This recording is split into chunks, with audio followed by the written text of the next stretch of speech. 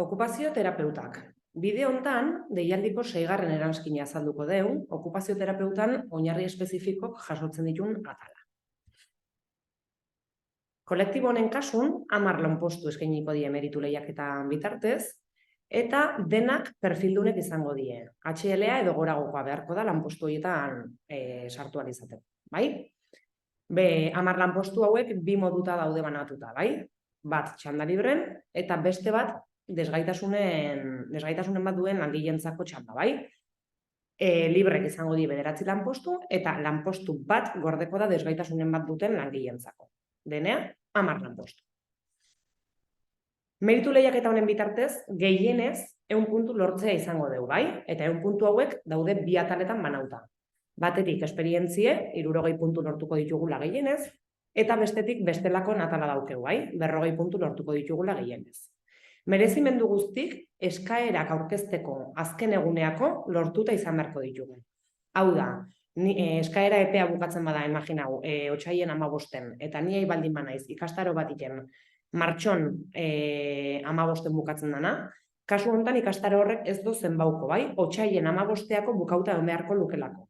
Otsaien 15 arte dituten merezimendu hartuko zaizkit kontutan. Eta kalifikazio totala edo izango da atal bakoitzen lortzen duten puntuazioen batura. Gehienez, 100 puntu lortuko ditut. Okupazio terapeutan baremon taula, bai? Kolektibo honen kasun, azken 25 urtek hartuko die kontutan. 27 urte baldin badamazkit lanen, ez di 27 urtek hartuko kontutan, baizik eta 25 urtek.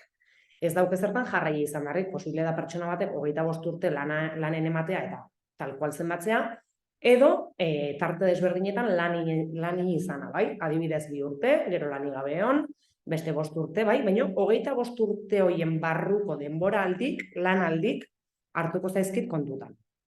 Esan bezala, meritu lehiaketa honen bitartez, gehienez 100 puntu lortuko ditugu. Eta ditu 2 atal. Esperientzien atala 60 puntu, eta bestelako atala 40 puntu. Esperientzien atala ikusiko duzuen bezala, 2 ataletan, azpi ataletan banatzen da. Esperientzia orokorra eta esperientzia espezifikoa. Orokorran barrun daukeu, edozein administrazio publikotan lortu deunan esperientzia, bai, okupazio terapeuta modun, eta titulartasun pribatuko ikastetxetan lortu deun esperientzia okupazio terapeuta modu. Bik daukie gehiengo puntuazio bat, edozein administrazioetan lan egindako esperientziagatik gehienez 10 puntu lortuko ditut, eta titulartasun pribatuko ikastetxetan gehienez 5 puntu.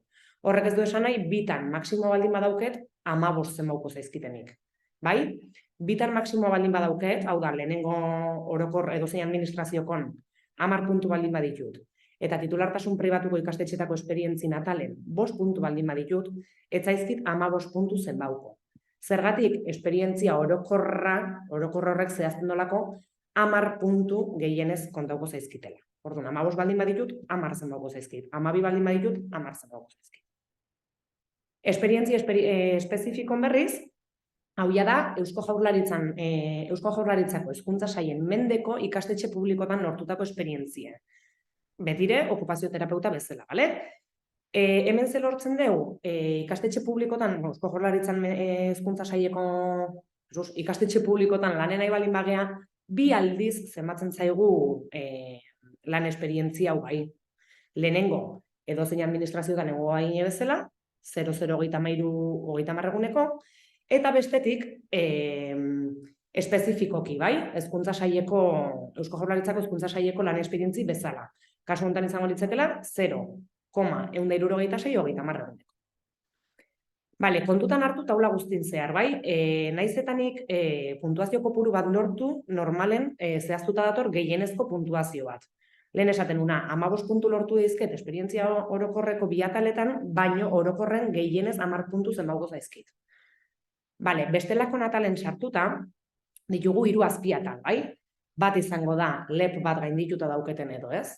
Hau da, nik 2002tik honea LEP prozesu bat gainditu baldin badet, 7 puntu emango zaizkit. Bai? 7 ez barkago, 17. Bale, 2. atala izango litzeke zerrendatan egotea. Hau da, okupazio terapeutan zerrendatan baldin banao, emango zaizkit 3 puntu, eta azkeneko 5 urtetako birbaremazio prozesun baten baremau baldin badet, emango zaizkit 10 puntu. Denea, gehienez, 13 puntu lortuko ditutelaik atal hontan. Eta azken atala da formakuntza, bai? Formakuntzan barrun ikusiko duzuen bezala, formakuntzan 10 puntu lortu daizke gehienez, eta formakuntzan atalen daude beste 4 azpiatal. Batetik ditugu, kategorin sartzeko baldintza gisa alegatzen ez dien titulok, adibidez. Nik hezkuntza laguntzako espezialista izateko, nire baldintzatako bada, gizarte integrazioko goi mailako teknikari tituloa izatea, bai? Titulu horrek ez dit puntu hauko, baldintzatako bat dalako, bai? Baina gero hortaz aparte beste ikasketa batzu baldin baditut, gradu bat, diplomatura bat, lizentziatura bat, bai? Titulu bakoitzeko beste puntuazio estra bat emango zait. Kasu hontan, 1,5 puntu titulu bakoitzeko. Eta gehienez, 3 puntu lortu daizket atal hontan. Hau da, baldin baditut, 3 aparteko titulo, bai, emango zaizkit, 4,5 uste dut, baino kontutan hartuko zaizkit, bakarrik 3 puntu. Gehienez, 3 puntu ate daizketelako atal hontan.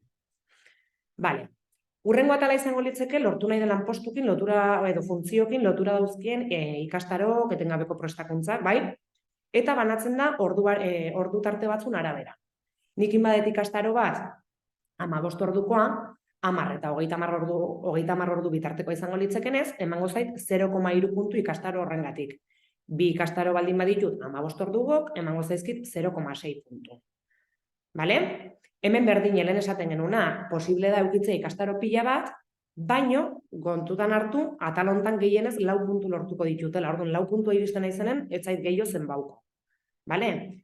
Bigarren ordu tarte izango litzeke 30 ordu bitarteko ikastarok, kasu hortan 0,6 puntu emango zaizkit, eta gero ja 81 ordutik gorako ikastarok, kasu hontan 1,5 puntu. Bale, eta azkeneko 2 atalak, batetik dauzkegu hizkuntza ezagutzak eta bestetik informatika ezagutzak. Hizkuntza ezagutzatan gehienez 2 puntu lortuko ditut. Eta kontutan hartuko die ingelesa, frantsesa eta alemanera. Hor, klaro, hizkuntza bakoitzen segun eta zen maila dauketen, puntuazioa ez da berdina izango, bai? Baldin badauket B2 maila edo goragokoa, emango zait puntu bat. Hizkuntza bakoitzeko, hau da, baldin badauket B2 maila inglesen eta B2 maila frantsesen, hizkuntza bakoitzeko emango zaizkit puntu bat barkau. Orduan izango lieke 2 puntu, bai? Eta B1 maila izango banu, emango zait puntu erdi, hizkuntza bakoitzeko puntu erdi. Baldin baditut 3 hizkuntzatan B1 maila baldin badauket, emango zait 0,5 bider 3. Bale? Baina kontutan hartu betire hizkuntzan atalen gehienez 2 puntu lortzea izango nukela. Eta bukatzeko lehen esan bezala, informatika ezagutzak. Hor daude zehaztuta ziurtagiri batzuk, eta informatika atalen puntu bat lortzea izango dugu gehienez, eta ziurtagiri bakoitzeko puntu bat emango zaigu. Osake, kasu honetan, ziurtagiri bat eukitzea nahikoa da, ja puntu bat lortzeko. IT txartelan bidez egiaztatu beharko da, eta maila aurreratu dauken pertsonai onartuko zaio oinarrizko mailak ditula, bai? Hala ere, kontutan hartu deialdiko 4 puntun eskabidekin batea aurkeztu beharreko dokumentazioen inguruko informazio zehatza datorrela, bai? Zer alegau behar deten, zer zenbauko zaiten ofizioz, nolako dokumentuk izan behar duen, deialdiko 4 atalen, bale? Beraz, atentziokin edo kontuz irakurri eta erne ibili. Bale, hau esan da, nik nire aldetik bukatzen dut, lo único jakin PowerPointen aurre egin badezue, jarraitzen dola PowerPointak, baino da, oain arte azaldu deten guztie, erderaz. Bale? Orduan, bueno, mila esker, eta askotan esan dugu bezala, ez? Zorte hon, eta animo.